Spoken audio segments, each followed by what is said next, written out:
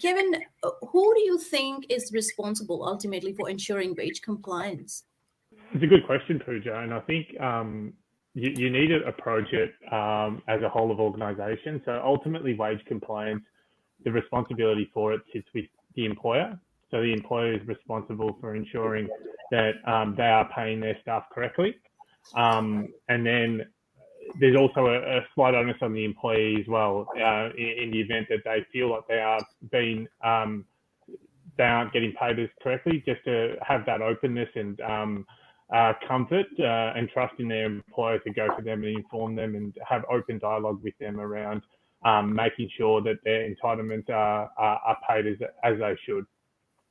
When we look within the organisation, trying to work through who's physically responsible, I guess it's very easy to just point the finger at the payroll team and say, the payroll team, you're the one that's paying someone, you're the one that's responsible for ensuring wage compliance. So I think it's much broader than that. We really need to take a step back and look at the employee life cycle and how the employee is actually interacting from hire to retire, and working through how they interact with you and interact with the systems to ensure that they're telling you what they're doing, and so then you can effectively interpret what they're doing and pay them correctly. So it's not just the payroll team, it's going to be the person that's setting the roster. Have they set a roster that's compliant? And it's not going to trigger any penalties that you might not think about. When the employee is onboarded, have we onboarded the person correctly? Have we classified them correctly? So from a HR perspective, have we done all that? How's that information stored in our HR system? How is that data that's stored in our HR system maintained? Where does our IT team, how does the IT team facilitate the passing on of that information from one system to another, and prevent any breakdowns between that passing over of information? Because if there's a breakdown in that transfer, there's obviously going to be issues in people getting paid correctly. You look at how does an employee interact with their timesheeting system? How do they tell you how many hours that they're working? So like Roll's example is a great one, and I hadn't even thought about that, changing the clocking from your traditional fingerprint scan to maybe some other type of biometrics, or even a geolocation based on your phone.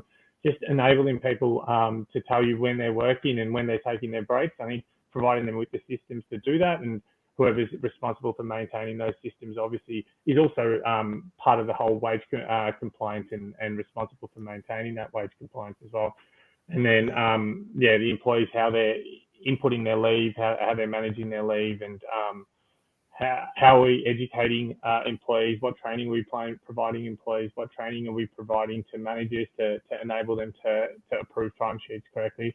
I think it just comes back to it's a whole of organisation piece. It's not just one particular person who's responsible for wage compliance. You just got to look at getting everything to work together correctly as intended. And it's not just for your EBA employees, it's equally applicable for your salaried employees as well, and making sure that you're capturing the data you need for them as well to make sure that their payments are compliant.